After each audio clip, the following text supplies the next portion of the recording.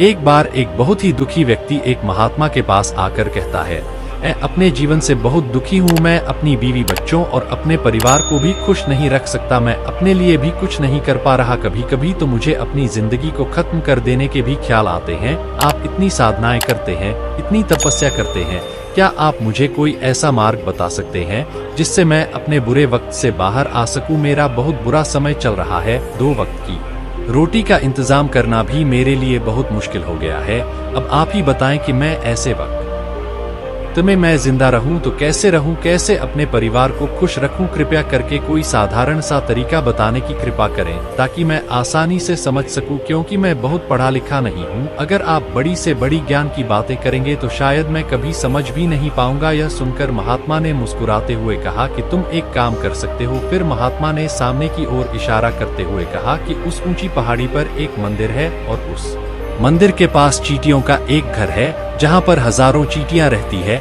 तुम्हें सुनने में बड़ा अजीब लगेगा, लेकिन वह चींटियां उस मंदिर की जमीन को खराब कर देती है, उस मिट्टी की उपजाऊ शक्ति को खत्म कर देती है, जिसके कारण वहां पर कोई भी पेड़ या कोई भी घास पनप नहीं पाती है। तुम मेरा एक काम करो, उसके बाद मैं तुम्हें तुम्हारे सवालों के जवाब दूंगा। तुम 7 दिन तक रोज उस पहाड़ी पर जाओ और उस चींटियों के घर को तहस नहस कर दो, उसको तोड़ दो। जब भी तुम्हें कोई चींटियों का घर दिखे मंदिर के आसपास तो उसे वहीं पर तहस नहस कर देना, लेकिन याद रहे घर को तोड़ने में कोई भी चींटी मरनी नहीं चाहिए। इस बात को समझने का प्रयास करते हुए वह युवक वहां से चला गया। शायद उसको कुछ समझ में नहीं आया था कि महात्मा जी ऐसा क्यों करवा रहे हैं, तो वह उन चींटियों पर अन्याय कर रहे हैं, उनका घर तुड़वा रहे हैं, उन्हें नुकसान पहुंचा रहे हैं। आखिर कौन महात्मा ऐसा करेगा? लेकिन फिर भी उस महात्मा की बात मानते हुए वह अगले दिन से ही पहाड़ी पर जाना शुरू कर देता है। जब वह पहले दिन पहाड़ी पर पहुंचता है तो देखता है कि बहुत सारी चींटियां अपना खाना जुटाने में लगी हुई है। सारी चींटियां कतार से चल रही है और अनाज के छोटे छोटे कण उठाकर अपने घर में जमा करती जा रही है। यह देखकर पहले तो उस युवक का मन कमजोर पड़ गया। उसने सोचा कि यह इतनी मेहनत करके अपना घर भर रही है और मैं इनके घर को तबाह कर दूंगा तो इनको कितना बुरा लगेगा। लेकिन फिर उसने उस महात्मा की बात याद करते हुए उस घर को तोड़ना शुरू कर दिया। जल्द ही चींटियों में हाहाकार मच गया। वह इधर उधर दौड़ने लगी। अभी तक जो कतार से चल रही थी अब वह बिखर गई और इधर उधर अपनी जान बचाने के लिए भागने लगी। थोड़ी देर में घर टूट गया और सारी चींटियां इधर उधर छुपने के लिए भाग चुकी थी। यह करने के बाद वह युवक दुखी मन से वापस अपने घर पर लौट आया। उसका मन परेशान था, दुखी था, पश्चाताप से भरा हुआ था। फिर उसने अपने बिस्तर पर रात में लेटे लेटे ही सोचा कि अब तो उन चींटियों का घर तबाह हो चुका है, अब वहां वापस जाने का क्या फायदा होगा, क्योंकि चींटियों का घर तहस नहस करने के लिए महात्मा जी ने कहा था, जो मैं कर चुका हूं। लेकिन फिर कुछ सोचकर अगले दिन उसने फिर से जाने का निश्चय किया और अगले दिन सुबह सुबह उठकर वह वापस उसी पहाड़ी पर पहुंच जाता है।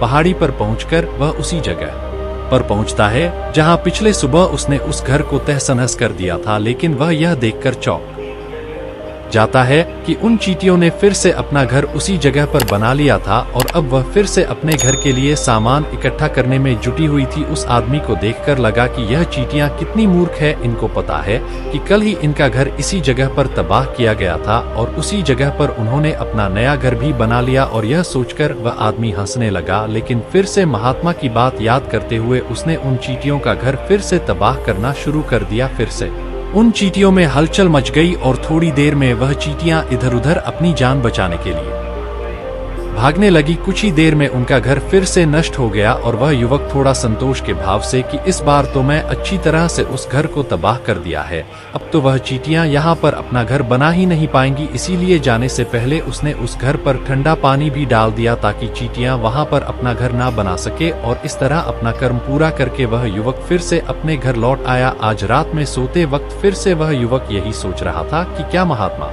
यह सही काम करवा रहे हैं? क्या किसी का घर तबाह करना किसी सिद्ध पुरुष को शोभा देता है?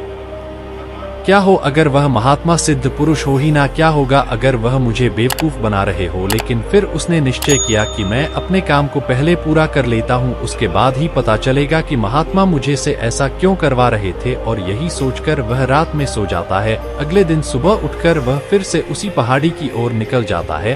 पहाड़ी पर पहुंचकर वह उसी जगह पर पहुंचता है जहां पर उसने उनके घर को तबाह कर दिया था और वह यह देखकर खुश हो जाता है कि वहां पर कोई भी घर नहीं था, सारी चींटियां वहां से भाग चुकी थी। अब उसने सोचा कि अब मेरा रोज रोज आने का क्या फायदा होगा, क्योंकि चींटियां तो अपना घर बदल चुकी है और महात्मा जी ने मुझे 7 दिन आने के बाद कहा था, लेकिन आज तो तीसरा ही दिन है, अब बाकी 4 दिन वापस आने का क्या फायदा होगा। और यही सोचकर उसने निश्चय किया कि यहाँ से वह सीधा उसी महात्मा के पास जाएगा और उनको यह सारी खबर बता देगा। जब वह वापस मुड़कर उस पहाड़ी से उस महात्मा की कुटिया की तरफ जाने लगा, तभी अचानक उसकी नजर एक और घर पर पड़ी जो कि चींटियों का ही बनाया हुआ था। मतलब कि वह घर चींटियों ने ही बनाया था और अब वह चींटियां नए घर में वास कर चुकी थी। यह नया घर उनके पुराने घर से थोड़ी ही दूरी पर था और जब उसी युवक की नजर उस घर पर पड़ी तो उसने सोचा कि शायद महात्मा को पता था कि यह चींटियां अपना घर यहाँ से बदलकर किसी दूसरी जगह पर बना लेगी, इसीलिए उन्होंने मुझे 7 दिन आने के बाद कहा था। और यह विचार करके वह उनका नया घर भी तोड़ने के लिए पहुंच जाता है।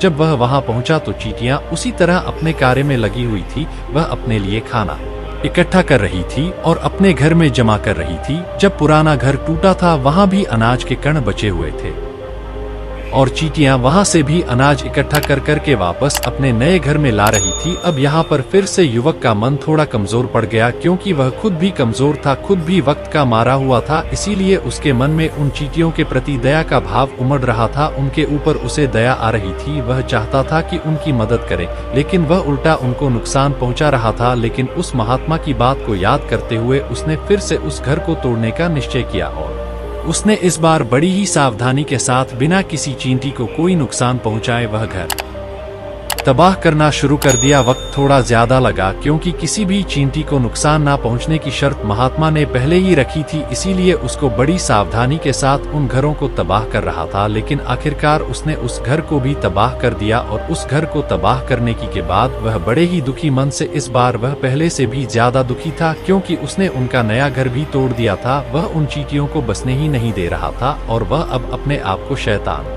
या दानव समझने लगा था। लेकिन फिर भी उस महात्मा की बात को मानते हुए वह अपने घर पर दुखी मन से वापस आ गया। रात में सोने से पहले एक बार उसने फिर से सोचा कि मैं कितना बड़ा शैतान हूँ, कितना बड़ा दानव हूँ। पुराना घर तो छोड़ो, मैं उन चींटियों को कहीं भी बसने के लिए कोई जगह ही नहीं दे रहा हूँ। वह चींटियां मेरे बारे में क्या सोचती होगी, वह कितना बड़ा दानव होगा उस परमात्मा को जो मेरे द्वारा यह काम करवा रहा है।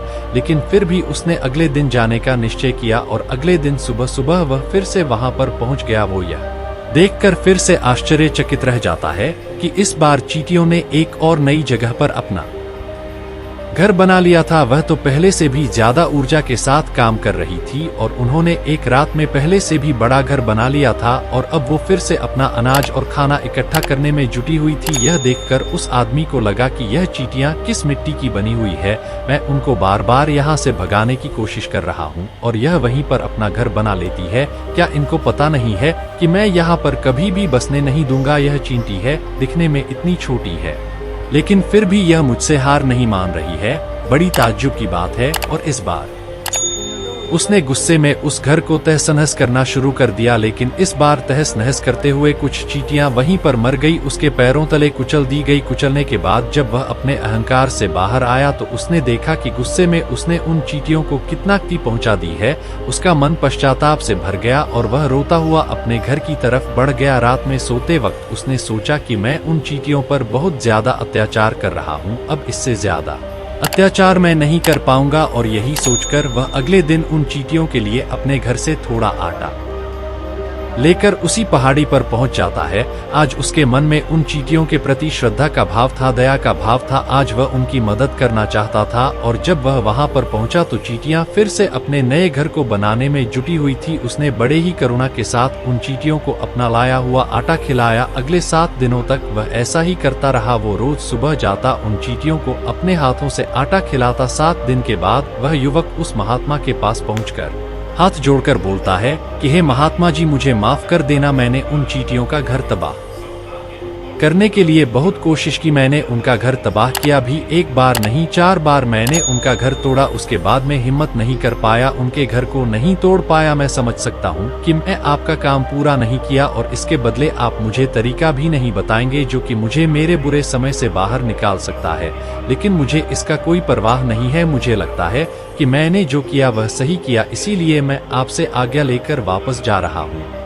कृपया मुझे वापस अपने घर जाने की आज्ञा दीजिए। यह सुनकर महात्मा ने मुस्कुराते हुए कहा कि अरे बेटा, कहाँ चल दिए, रुको तो सही, जलपान तो कर लो, थोड़ी देर ठहर जाओ, उसके बाद चले जाना। और यह कहकर वह महात्मा उस युवक के लिए पानी लेकर आते हैं। पानी पिलाने के बाद महात्मा उस युवक से पूछते हैं कि तुम मुझे यह बताओ कि आखिर तुम उन चींटियों का घर तबाह क्यों नहीं कर सके। वह चींटियां तो छोटी है और तुम इतने विशालकाय हो, फिर भी तुम उन छोटी छोटी चींटियों का घर तबाह नहीं कर पाए। कहाँ है तुम्हारी शक्ति, तुम्हारा बाहुबल। इसका जवाब देते हुए उस युवक ने कहा कि हे महात्मा, मैंने उन चींटियों का घर तबाह कर दिया था, बार बार किया था। एक बार तो अपने गुस्से में उन चींटियों को भी हानि पहुंचा दी थी, लेकिन जिस दिन मैंने उनको हानि पहुंचाई उसी दिन मुझे लगा कि मैं उनको क्यों हानि पहुंचा रहा हूं, क्यों इनको इतनी तकलीफ दे रहा हूं। और उसी दिन से मैंने उनको क्षति पहुंचाने की वजह, नुकसान पहुंचाने की वजह उनकी सहायता करनी शुरू कर दी। यह सुनकर उस महात्मा ने कहा कि यही तो सीखने की बात है।